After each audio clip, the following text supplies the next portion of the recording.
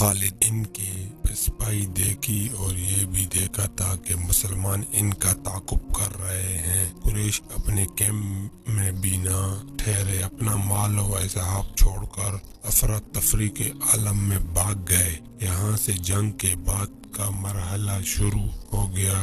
مسلمانوں نے فتح کی خوشی میں اور انتقامی جذبے کے تحت قریش کے کیمپ کو لوٹنا شروع کر دیا۔ وہ فتح و نصرت کے نعرے لگا رہے تھے۔ قریش ایسے بکھلا کے بھاگے کہ انہیں اپنی عورتوں کا بھی خیال نہ رہا۔ وہ پیدل بھاگی جا رہی تھی، لیکن مسلمانوں نے ان کی طرف آنکھ اٹھا کے بھی نہ دیکھا۔ قریش کے گھڑ سواروں کو ایک دستے کے کمانڈر اکرمہ اور دوسرے کا خالد تھا۔ انہوں نے مسلمان کے پہلو پر حملہ کرنا تھا، مگر جنگ کا پانسا بری طرح پلٹ گیا تھا۔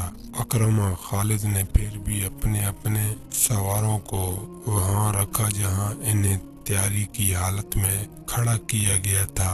خالد کو اس کیفیت میں بھی توقع تھی کہ وہ شکست کو فتح میں بدل دے گا، لیکن جس راستے سے اسے گزرنا تھا وہاں مسلمان تیر انداز تیار کھڑے تھے۔ ان مسلمان تیر اندازوں نے اپنی بلند پوزیشن سے دیکھا کہ قریش بھاگ گئے ہیں اور ان کے ساتھی مال غنیمت جمع کر رہے ہیں، تو وہ بھی اپنی جگہ چھوڑنے لگے۔ ان کے کمانڈر عبداللہ بن جبیر رضی اللہ تعالیٰ عنہ نے انہیں کہا کہ اپنے رسول صلی اللہ علیہ وسلم کی حکم عدولی نہ کرو۔ آپ صلی اللہ علیہ وسلم کا حکم ہے کہ آپ صلی اللہ علیہ وسلم کی اجازت کے بغیر یہاں سے کوئی نہ ہٹے۔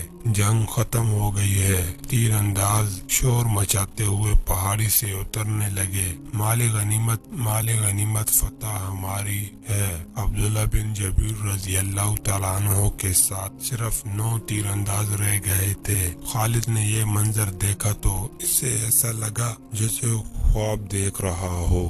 وہ یہی چاہتا تھا۔ وہ تیر اندازوں کو دیکھتا رہا۔ جب وہ قریش کے کیمپ میں پہنچ گئے تو اس نے اس پہاڑی عینین پر حملہ کر دیا جہاں پر عبداللہ بن جبیر رضی اللہ تعالیٰ عنہ اور ان کے 9 تیر انداز رہ گئے تھے۔ خالد انہیں نظر انداز بھی کر سکتا تھا، لیکن ان سے وہ انتقام لینا چاہتا تھا۔ اس کے گھڑ سوار پہاڑی پر چڑھتے جا رہے تھے، اوپر سے تیر انداز تیزی سے تیر برسا رہے تھے۔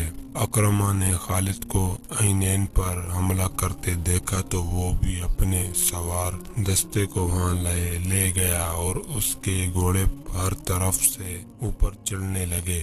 سواروں کے پاس بھی تیر کمانیں تھی، وہ اوپر کو تیر چلا رہے تھے، لیکن اتنے گھڑ سواروں کو روکنا اوپر والوں کے لیے ممکن نہ تھا۔ سوار اوپر چلے گئے، تیر انداز دست بدست لڑائی بھی لڑے اور سب زخمی ہو کر گرے۔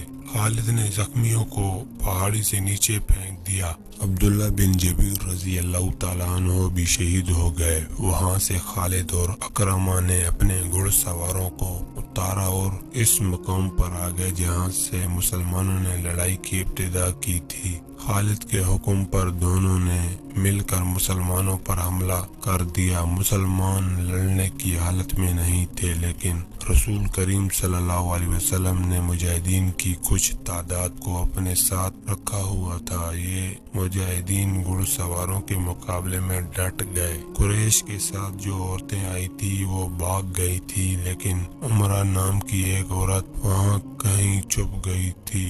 اس نے جب قریش کے گھڑ سواروں کو مسلمانوں پر حملہ کرتے دیکھا تو اسے قریش کا پرچم زمین پر پڑا نظر آ گیا۔ اس عورت نے پرچم اٹھا کر اوپر کر دیا۔ ابو سفیان نے اپنے بھاگتے ہوئے پیادوں پر قابو پا لیا تھا۔